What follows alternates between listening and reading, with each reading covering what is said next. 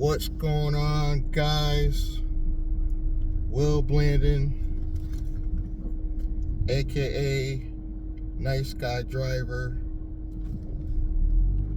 aka Corporate Hustler. This video is for you guys that are just come across my videos. You don't know who I am. Briefly, what I do right now, I'm an Uber driver, Lyft driver. I do rent rooms. I don't own the property, but I sublease bedrooms.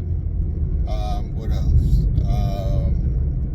And online entrepreneur, which is one of the reasons why we're here today. I have in the past, just so you get a little bit of history of what I've done in the past, I've owned my own brick and mortar actual store. I had a cell phone store all the way back in 98 to about 2001. After that, I went into a lot of wireless cell phone jobs. Mainly ones you may recognize was all the way back in the day, I was the guy selling, well, I had my own store. I was selling OmniPoint, which became Voice Streams, which became T-Mobile. But later, I started selling Nextel, not only for my own store, but later on, I went to work for other stores. Now, I actually failed. I had a store, brick and mortar store for 3 years. I failed. I admit that I failed and went out and got a job afterwards. That is very hard for a true entrepreneur. They don't want to fail. They don't want to admit they failed. They don't want to give up. I admitted I failed. Went on, did other things on my own online, but I probably was in the wireless cell phone industry offline and on for probably 20 years.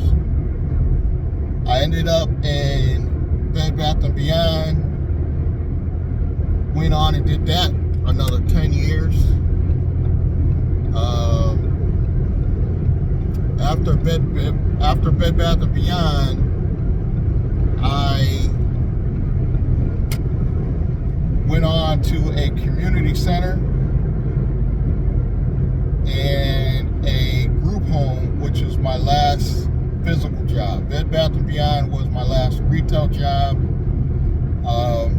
but the group home was my last and final job, and I went back to driving transportation, but online is my passion for obvious reasons.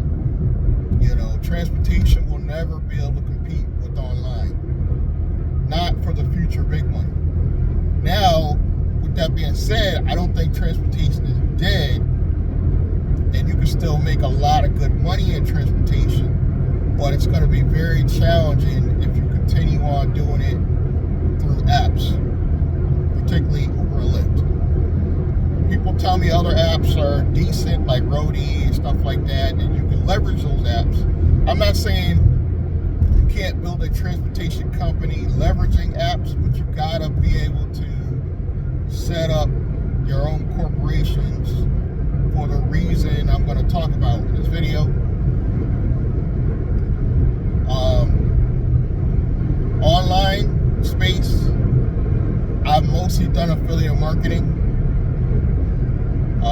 Done that for years, selling other people products and services, and it's only become easier recently thanks to the growth of my 5 channels. I've got 6 total YouTube channels.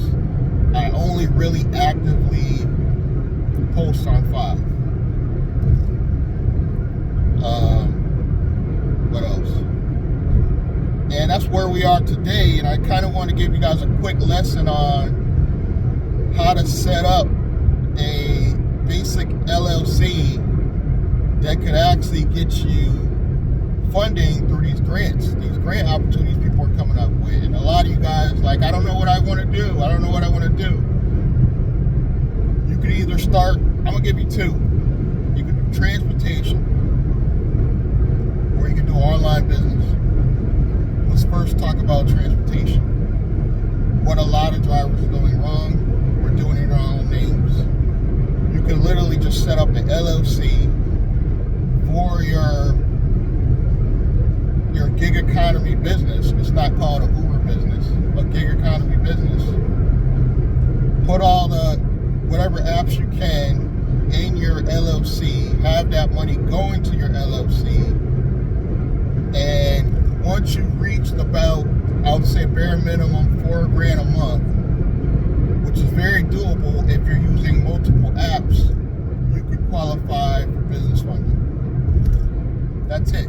Really, in an ideal world, they want people to make on average $5,000 a month, but you could do it with 4. And you could take the NAICS code for taxi and delivery, low risk code. Uber will let you use that.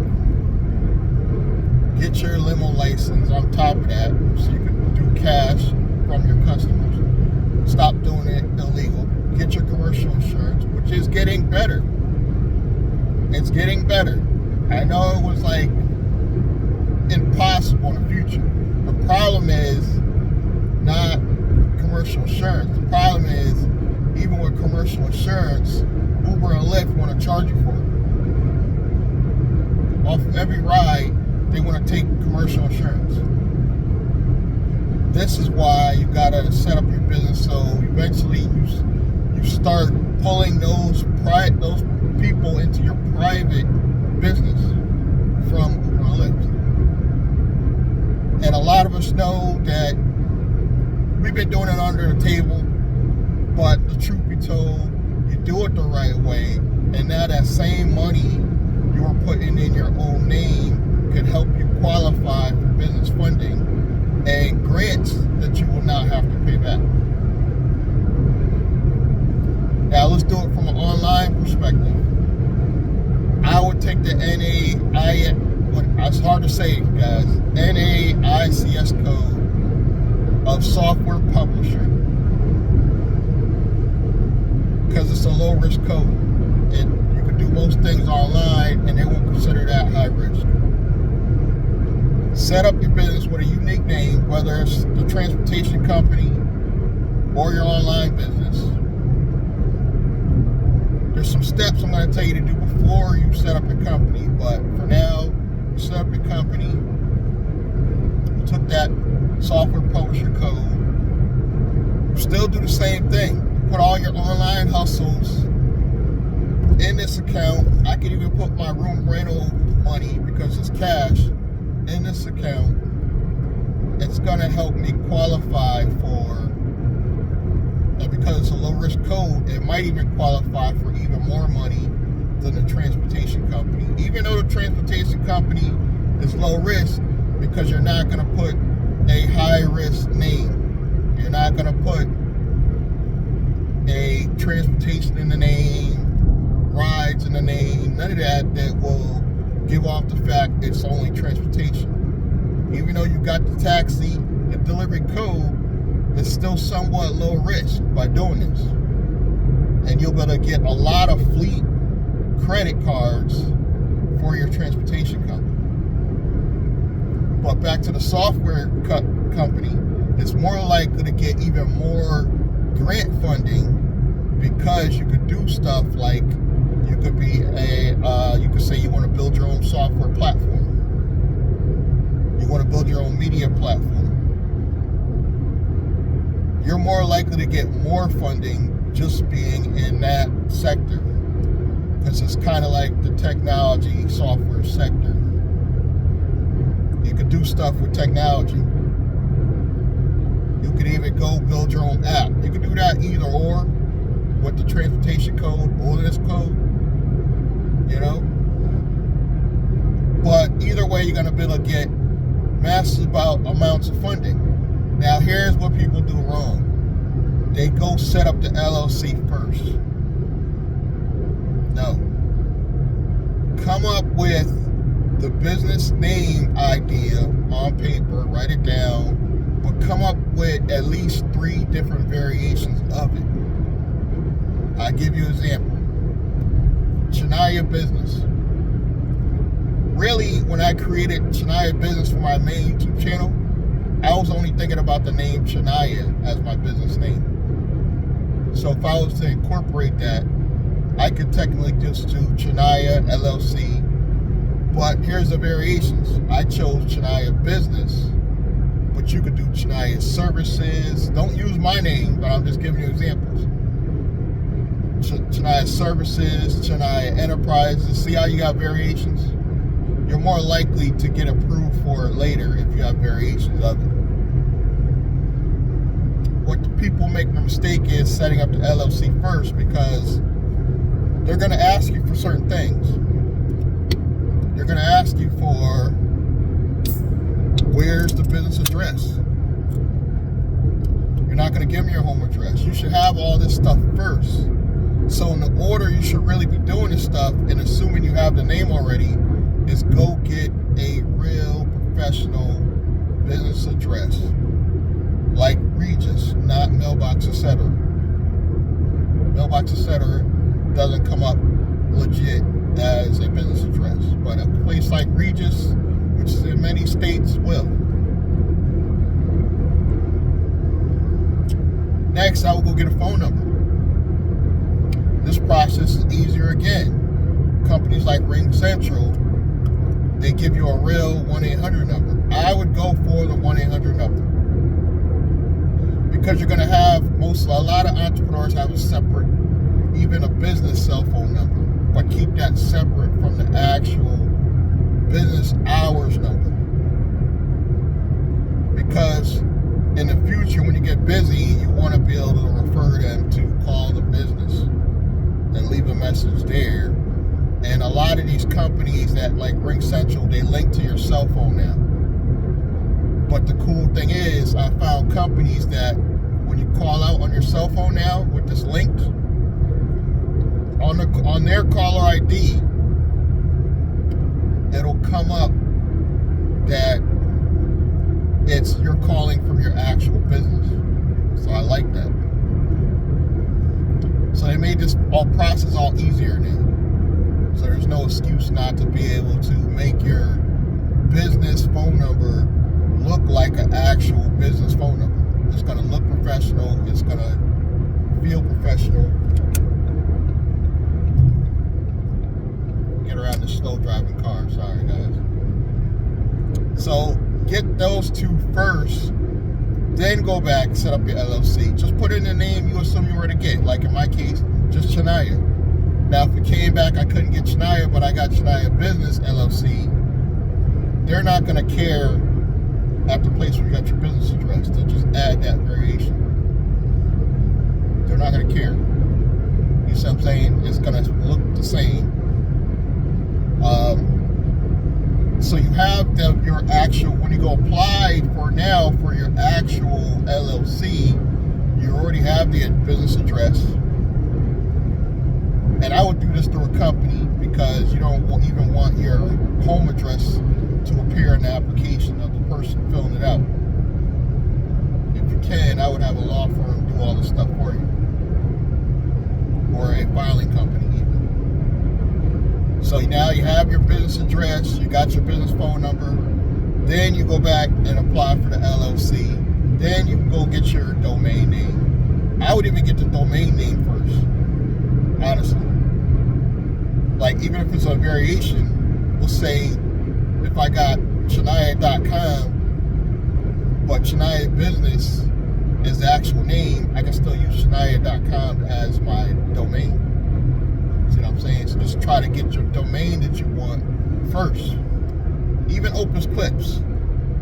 Technically, Opus Clips, their domain is opuspro.com. It's not Opus Clips. So it still worked for them. You know, that's one of my AI tools I use. It's Opus Clips, but the website is actually, I believe, opuspro.com. So it's kind of like a variation of, which I thought was very unique. So this is the kind of stuff that we're going to be talking about, that we're going to be doing.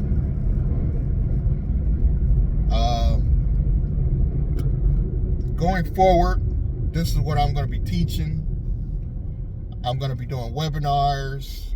The webinars are big because you can repurpose the webinar stuff with the AI tools. So now you get your short clips, and you could use the webinars to promote membership packages, your courses. Like, I'm going to actually build you guys out a course, but step by step in the process, where I'm actually showing you, here's the business name I'm going with, here's the address I'm going with, and I've got video footage of where I'm doing each one of these things. But here's a unique tip that a lot of people aren't telling you. When you teach this stuff, you could get an affiliate commission for everything you're teaching. Meaning that certain bank accounts, fintech banks, they have an affiliate program. If I tell you, go use this fintech bank, I'm going to get affiliate dollars there. I'm going to tell you, okay, you want to promote your company, you're going to use this. The companies for your business phone number, they usually have affiliate programs. When you tell people about that, it's an affiliate program. I wouldn't even be surprised if Regis don't have an affiliate program I just didn't look into yet. A lot of these places are going to have affiliate programs. Even the bank. If I tell you, okay, now you need an anchor bank, go over to Chase. And believe it or not, I really do have a referral link for Chase that I just don't share with people, but I have an affiliate link for Chase. You could do this with almost every real bank out there. A lot of people are just familiar with the fintech banks for this. But technically, guys, you could offer this for actual banks like Bank of America. I guarantee if you open an account with Bank of America, they will have some type of affiliate program where you refer friends and family.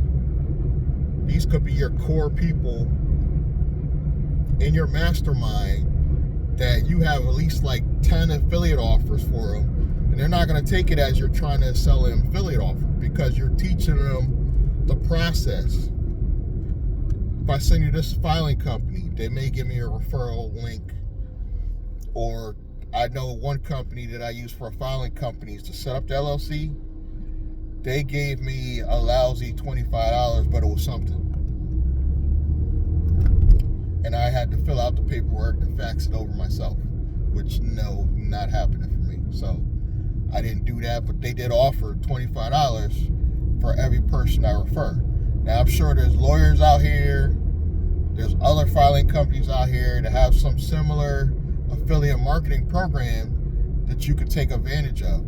This is how I'm building my online business, where it's one business, but you have several traffic sources. And also, I'm setting up both companies, the options I told you about, I'm setting them up both. I'm setting up the online business. I already have a master holding company, but I'm setting up a new company that may turn into a holding company in itself. And then I'm setting up the transportation company because I want money coming in for both of those. Now, a lot of people are going to tell you don't do this. I'm being real with you. A lot of people are going to tell you do not set up more than one business and focus on one thing at a time. And honestly, normally I believe it's true. I believe the average person shouldn't be like me, trying to do multiple things at once. Set up your one local LLC.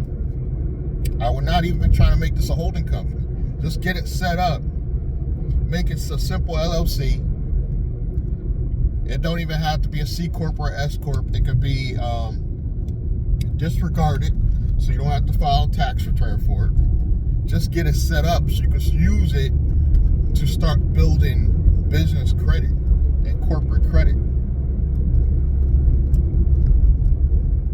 This is what's and start applying for grants. You can apply for grants with a disregarded LLC. I'm gonna say that again. You can file for grants for a disregarded LLC that doesn't pay any taxes. It's a pass-through entity. You don't pay any taxes until you make money. And then what I would do is convert it to a C or S, because there's a lot of advantages to that. You got to talk to your tax professionals, but I think there's even advantages to making it a C corp, because it's a way to kind of like hide your personal utilization, because everything will be into that C corp. But check with your tax professional on that end. But this is what I'll be doing. This is what I'll be doing for the next 12 months, maybe longer, is focus on these two entities, getting out more content using AI tools, and hopefully building out two brands at the same time. I don't think it's ever been done. A transportation brand and an online brand I'll be working on at the same time. I'm taking on a large challenge, because what's the worst thing that can happen? One gets money and the other one doesn't. What's the worst case scenario? Neither one of them get money, but I'm able to still use them for grants. What's the worst thing could happen? I only make some affiliate dollars. Meaning I only make a couple hundred instead of a couple thousand. If that's the worst that can happen, we're good. Don't forget to subscribe to the channel. Help support. Subscribe, like, comment, and click that bell icon if you want to see future videos on this process and this journey. If you want to, follow along the journey with me and maybe learn something, maybe you could teach me something. We'll see. Hit me in the comments. I'm going to catch you guys in the next one. Thank you.